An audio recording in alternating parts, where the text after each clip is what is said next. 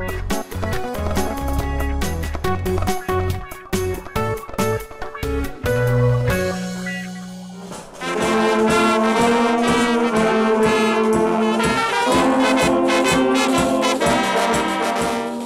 u er helemaal klaar voor?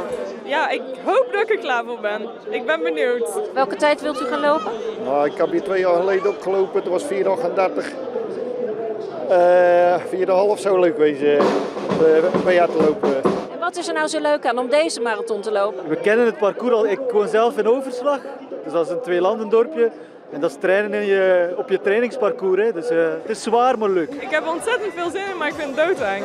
Dus het is heel goed te zien.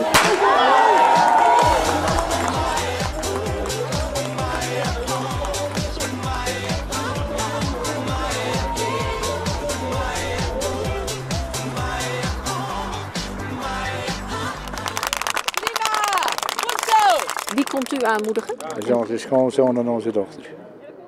En gaat u hard juichen? Nou, misschien wel, hè. Wat ga je zeggen als ze langskomen?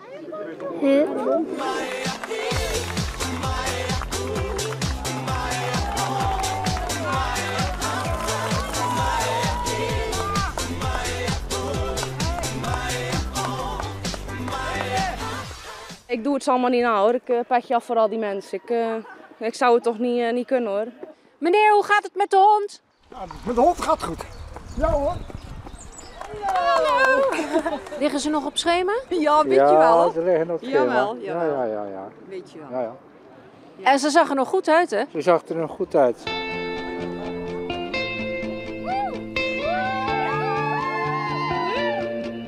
Hoe gaat het met lopen? Ja, prima, lekker. Een beetje, ja, iets warmer nu, maar het is goed te doen zo. Ja, lekker weer. En voor welke eindtijd gaat u? Dat interesseert me niet. Ik ga voor mijn plezier. En als ik voor de einddingen binnen ben, is voor mij prima. Hoe zag uw zoon eruit toen hij voorbij kwam? Fris en fruitig, nog volop grappen maken. Echt waar? Ja. Hij heeft goed getraind dan. Hij heeft goed getraind, komt goed. Bent u trots? Zeker.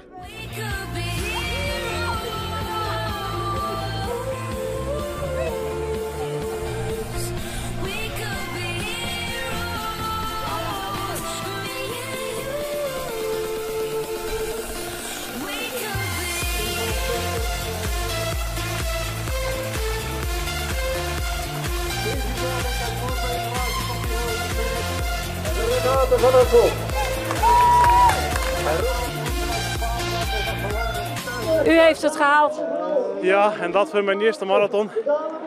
Het was afzien. De eerste 30 kilometer gingen heel vlot. 13 per uur.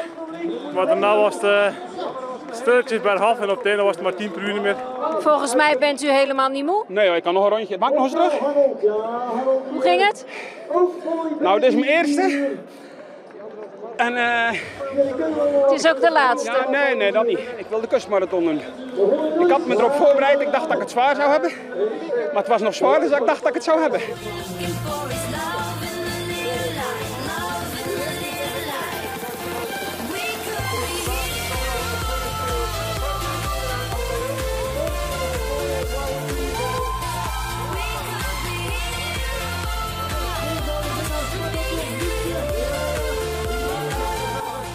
Ik ben daar, daar ben ik blij om. Hoe was het? Ja, toch wel zwaar. Het laatste stuk was dan toch wel weer lang, hè? Dus voordat je er dan bent, dat valt dan tegen. Dus, maar ik ben blij dat ik er ben. Volgens mij had hij geen meter langer moeten zijn, die marathon. Het was kapot. Maar ja, de eerste keer, dus ik ben blij. Waar kwam de man met de hamer? 32, 33. Maar ik kon me herpakken gelukkig. Dus. Wat is nou de beste remedie tegen spierpijn? Ik weet niet, wat is kramp? Dat weet ik niet. Anders had ik het gedaan. Was het moeilijk? Ja, Kliksbos was zwaar. Het was echt bos zand allemaal, dus dat was killing. Bent u tevreden over hoe het is gegaan? Ja hoor. Ja, wat moet ik anders op mijn leeftijd? Hoe oud bent u als ik vragen mag? Ik heb geen idee. 60. 65. En dan nog een marathon lopen. Ja, nou ja, goed, dat kan je lang volhouden, hè, als je maar goed verzorgt. En dat doet mijn vrouw.